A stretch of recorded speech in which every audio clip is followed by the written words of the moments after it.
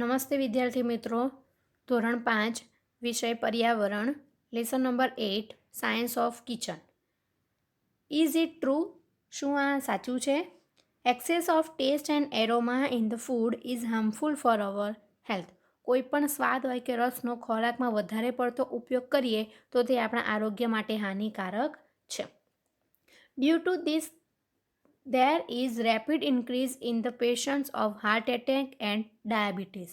આને જ કારણે આપણા દેશની અંદર હૃદયરોગ એટલે હાર્ટ એટેક અને મધુપ્રમેહ એટલે ડાયાબિટીસના દર્દીઓ ઝડપથી વધી રહ્યા છે. According to the season of our country, proper use of taste and spice should be made. માટે ખોરાકની અંદર આપણા દેશની ઋતુ પ્રમાણે તમામ સ્વાદ અને મરી મસાલાનો ઉપયોગ કરવામાં આવે છે. બરાબર, આપણા દેશની 3 ઋતુઓ છે અને ઋતુઓ પ્રમાણે તમને શાકભાજી, ફ્રૂટ્સ, મસાલા આપણે એ રીતે યુઝ કરીએ એ પ્રકારે આપણું બોડી પણ એને એક્સેપ્ટ કરે અને વધુથી વધુ સારું આપણું સ્વાસ્થ્ય જળવાઈ રહે. આગળ, write. Ask your elders and write about components of kitchen or spices use as primary cure of diseases. તમારા વડીલોને એટલે કે મમ્મી પપ્પા હોય કે મોટા ભાઈ બહેન હોય, દાદા દાદી હોય, એને પૂછો અને માહિતી મેળવો કે રસોડાના કયા પદાર્થો કે મસાલાનો કોઈ બીમારીમાં પ્રાથમિક સારવારમાં ઉપયોગ થઈ શકે ખરો. બરાબર, તો એ તમારે પૂછવાનું અને લખવાનું. એક એક્ઝામ્પલ તરીકે અહીંયા આપ્યું છે.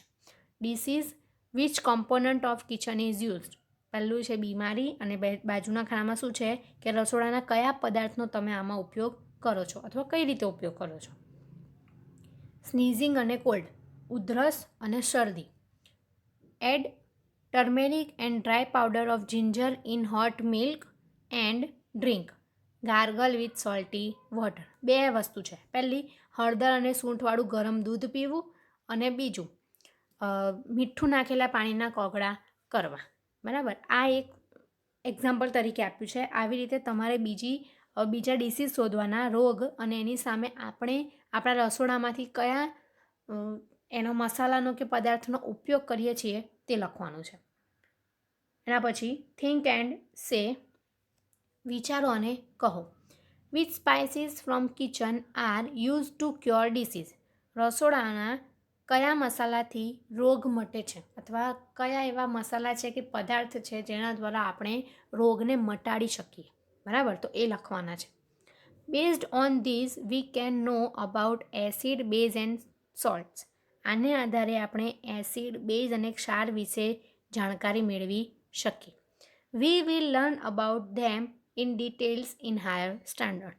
આ જે 3 વસ્તુ છે એસિડ, બેઝ અને ક્ષાર, એને આપણે આગળના એટલે કે મોટા ધોરણની અંદર વિગતવાર ભણીશું ડિટેલની અંદર કે ભાઈ ખોરાકની અંદર એસિડ, કયા ખોરાકમાં એસિડ હોય, કયામાં બેઝ હોય, કયામાં ક્ષાર હોય, એ બધું જ આવશે આગળ ભણવામાં. Okay, it is true. શું આ સાચું છે અથવા ખરું કહેવાય? Definitely there is effect of food on hour health. આરોગ્ય ઉપર આહારની અસર તો પડે જ છે, આપણે જાણીએ છીએ. But food is also affected by the thoughts in the mind of one who is preparing or serving it. આ તમે પહેલી વખત જાણશો. આપણે જાણીએ છીએ કે આપણે જે ખોરાક બનાવીએ છીએ તેનો આપણા આરોગ્ય ઉપર અસર થાય છે. બરાબર, પણ રસોઈ જે બનાવનાર વ્યક્તિ છે અથવા ખાનાર વ્યક્તિ છે કે એને પીરસનાર વ્યક્તિ છે તેના મનના વિચારોની પણ ખોરાકની ઉપર અસર પડે છે.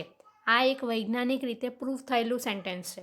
બરાબર, કે આપણે જે ખોરાક ખાઈએ છીએ એ જે વ્યક્તિ બનાવે છે એ બનાવતી વખતે એના થોટ્સ કેવા છે, એના વિચારો કેવા છે, અથવા જે વ્યક્તિ પીરસે છે તે કેવા વિચારોથી પીરસે છે, અને જે વ્યક્તિ ખાય છે તે કયા થોટ્સથી એને ખાય છે, એના ઉપર પણ આપણા સ્વાસ્થ્ય પર અસર થાય છે. એ બધી મેટર કરે છે. બરાબર, એટલે હંમેશા કહેવામાં આવે છે કે જમતી વખતે શાંતિ રાખો. બરાબર, so prepare and eat food with calm mind and good thoughts. જો મેં કીધું એ જ કે બનાવતી વખતે અથવા જમતી વખતે મનને શાંત રાખો અને સારા વિચારો રાખો, તો આપણે જે ખાવાનું બનાવીએ છીએ અથવા પીરસીએ છીએ અથવા ખાઈએ છીએ તેનો સારી રીતે આપણી બોડી ઉપર ઇફેક્ટ જોવા મળશે. ચલો, આ હતો lesson number 8 science of kitchen. Now we will meet on the next lesson number 9. By everyone.